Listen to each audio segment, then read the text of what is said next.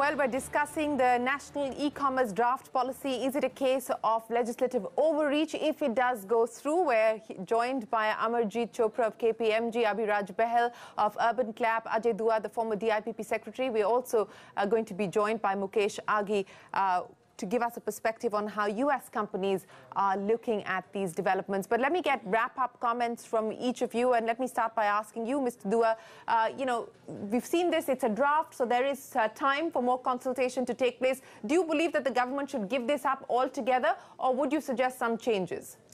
A fair amount of changes, but I would start with the process. There is need for much greater consultation outside the government, the stakeholders. And that's number one.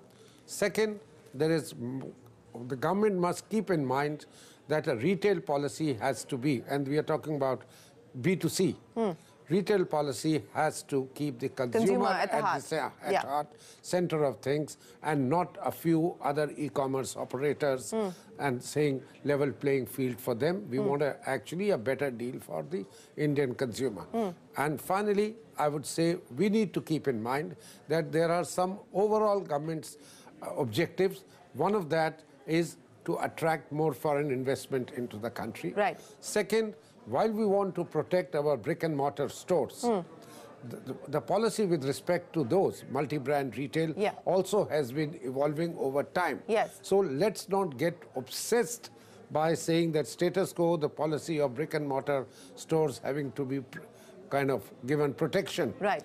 That should not override be the overriding consideration when we talk about our e-commerce policy for the future. Okay. Amarjeet, how worried would you be? It's a $30 billion business in India today, has huge potential. If these changes that the government is proposing were to go through, do you believe that this will slow things down considerably?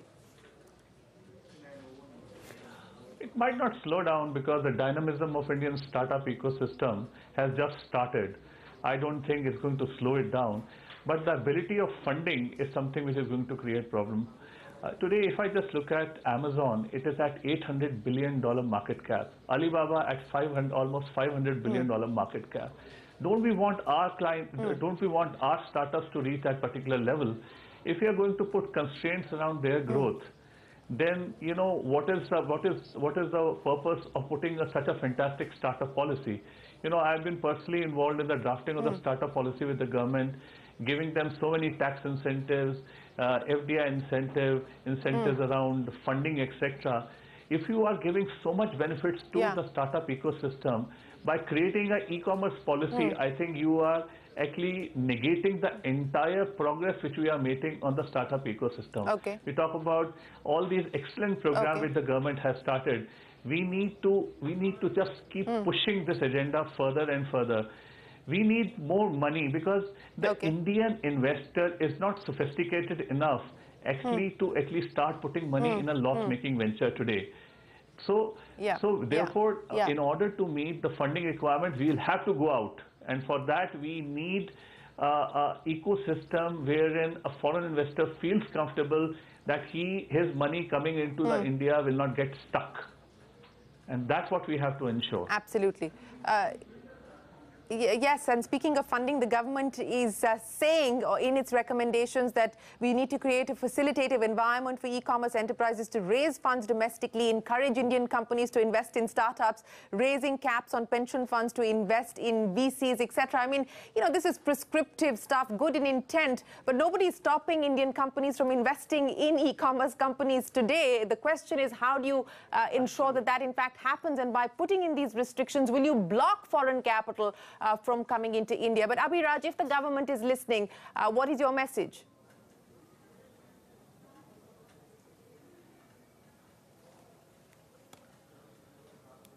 I think now that the intention to come out with an e-commerce policy is apparently clear, I would strongly encourage. I would say two strong points. One would be to start with minimal regulation, to err on the side of not regulating to the extent possible. I think probably much more importantly, I think it's important that the person who's heading this effort is somebody who's a domain expert, who comes with an understanding of what e-commerce is all about. Think of Sam Petroda for telecom. I think at this point of time, again, intentions are all good, but some of the folks from the government who are actually formulating this policy may not be best positioned to actually create it. All right, Abhiraj, Amarjeet and Mr. Dua, appreciate you joining us here as we discuss the implications of the draft e-commerce policy that has been put in place by the government. Well, joining us now is Mukesh Aghi. Mukesh, appreciate you joining us here on CNBC TV18. Let me start by asking you about what you've made of the draft e-commerce policy. I mean, it covers the whole gamut of issues from regulation to funding to pricing and discounting to even things like data storage. What is the reaction of companies based in the US on the back of what you've seen in the draft e-commerce policy? Well, I think the reaction has not been that positive, because when you look at it, you have government trying to almost run a business itself, and I think government's job is not to run business or manage business itself. I think the draft policy discriminates multinationals against the local companies. It focuses on how much discount you can give. Yeah. You can't do bulk sales. I think we need to have a little consultative process to improve on the draft policy. Okay, specifically, Mukesh, what are the big areas of concern? You talked about or alluded to the clauses related to pricing and discounting. Is that the big pain point that US retailers and e-commerce companies are most concerned about? Is that what is causing them the most sort of pain at this point in time? No, I think there are bigger issues. For example, it has its own localization charter as compared to when you look at the localization charter coming from RBI and other localization. I think it's important that we have one consistent policy across the board, across the country itself on localization. I think they talk about having a regulator. Yes. I think you already have a process on customer duress, on other issues. So why do you put a regulator on e-commerce itself? So I think there are multiple areas which are cause of concern. But more important is if you go with this draft document, it will discourage investment coming into the country, because you cannot have companies like Amazon or Walmart spend billions of dollars and you change the goalpost once again itself. Okay. So I think we have to be consistent, we have to be transparent, and we have to provide equal access both to local and multinationals. So you're saying that if this were to go through, it would mean that India is changing the goalpost, and that is not going to go down well with people like Walmart and Amazon who have committed significant investments to India. You brought up the localization issue, and you're absolutely right. The e-commerce policy has its own version of data storage and localization. You've got the Sri Krishna Committee report, which has also put forward its recommendations on localization, and then you're dealing with the RBI circular, which currently still stands. On localization, what is the big challenge? If I were to look at what the Sri Krishna Committee is suggesting now, it's saying that for any processing activity of personal data inside or outside India, one mirror copy shall be required to be retained in India. What are you most concerned about?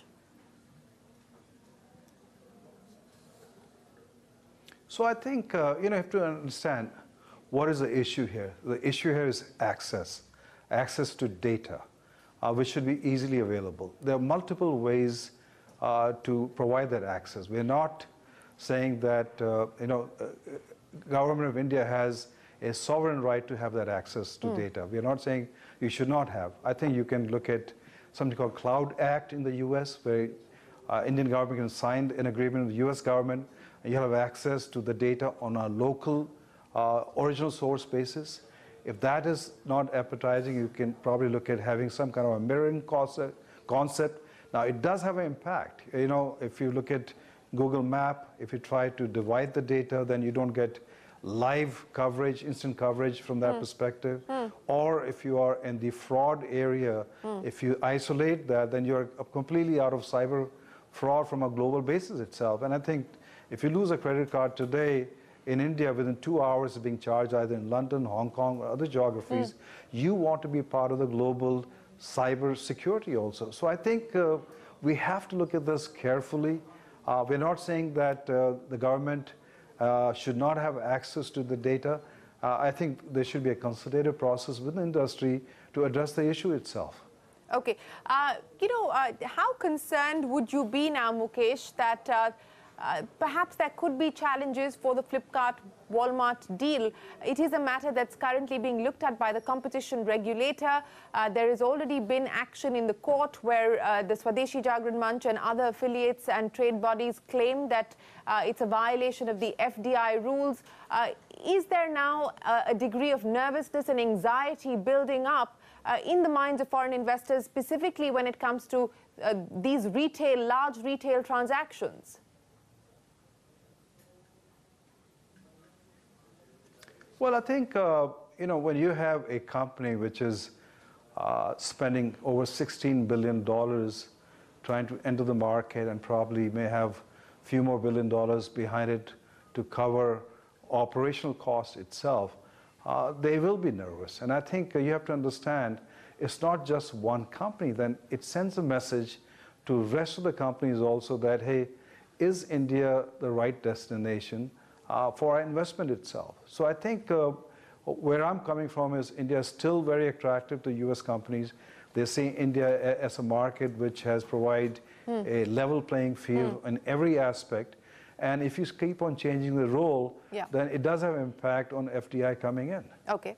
Well, Mukesh, we're still awaiting a final policy from the government. If at all, many of these recommendations that find themselves in the draft will be taken forward or not is the big question. But you're saying that US companies are concerned and worried about the fact that India seems to be changing the goalpost in the middle once again. Appreciate you joining us here on CNBC TV18. Many thanks for your time. Yeah, go ahead. Well, Mukesh. thank you, but I just want to add one thing. I think it's a democracy. It's a democracy, and I think I have to applaud the government which is going through a consultative process. And in the end, I think common sense will prevail, which will be a win-win for multinational, for local, for government access to data. So I'm quite confident that things will go in the right way in the near short term itself. All right, Mukesh, thanks very much for joining us here on CNBC TV18.